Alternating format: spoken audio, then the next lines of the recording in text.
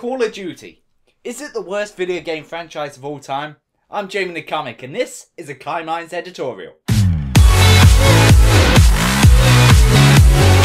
Just keep in mind guys, this is an editorial, it's my opinion only, it's not based on fact, but I may use facts as a means to prove my point. It has been the topic of debate and controversy over the last few years, and I'm here to say why I think that is 100% true. Call of Duty has unfortunately become a victim of its own success. Call of Duty 4 Modern Warfare was a breath of fresh air for us. It dealt with issues that were present in today's society. It moved over from the oversaturated World War II games at the time.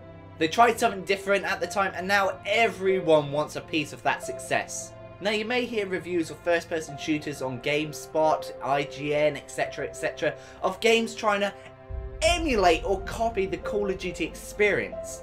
Or it's just another Call of Duty clone. And unfortunately the series has now become something those reviews were comparing it to.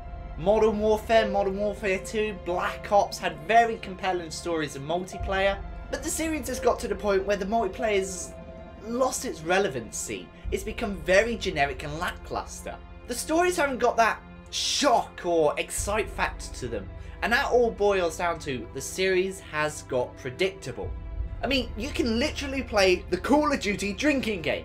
One shot if there's a spot of blackmail, a sneaker mission, that's free. You get 4 for fighting alongside an army. And the 10-shot moment is when you're on the floor, nearly dead, and you only have 1 bullet in the chamber, or a knife to throw at the bad guy who started it all. As for multiplayer, the main reason people come for the series? Now there is a saying, if it ain't broke, don't fix it. But there is also a saying that there's too much of a good thing. There was a time when millions were excited for the next Call of Duty. I wonder what the new maps are like. I hope we get better customization. I can't wait to try the new set skill perks. And while you may get in a few tweaks or upgrades or added features here and there, they're very small and minuscule. And only a small majority of players still remain optimistic about the next Call of Duty. Because we know we ain't getting much from the last time. And ultimately, I've stopped caring. Not many people like the idea of online passes, and thankfully the Call of Duty franchise has stayed away from such practices. But to be honest, if I was in charge, I would make the season pass free for pre-orders. But they're not going to do that. Why? Money. The current practice has been tried and tested, and they know it works because they know millions of people are still going to buy it. Now I'm not here to say that they're an evil corporation interested in one thing, because the truth is everyone is. It doesn't matter who's in charge, what the games are, or who made them. People are in this industry to make money, and that is a known fact. And the point I'm trying to make is, what is the point of trying to change or mix up the formula when they know it works and is guaranteed them to make them money? To begin with, this video was originally going to be an open letter to Activision, but to be honest, it's not their fault. It's ours. Why should they put effort into their maps?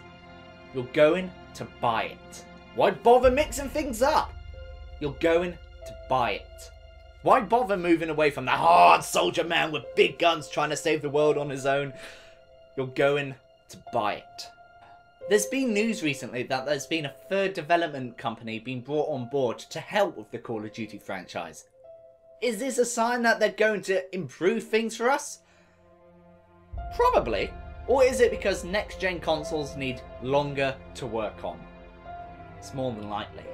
But Call of Duty is not the only one that's guilty with this practice. There's Battlefield, Need for Speed, Assassin's Creed. But it's going to be very difficult for them to catch up to the sales Call of Duty has brought on the table. So is there anything we can do to get out of this rut? Well, yeah. Vote with your wallet and don't buy the next game. As soon as they see the sales dip, the multiplayer not being played on as much, the DLC packs being sold at 60% off, then they will begin to notice that there's something wrong and that needs to be changed. They will listen and they will work harder to make the game franchise great again. I've been Jamiethecomic and this has been a Kai Minds editorial.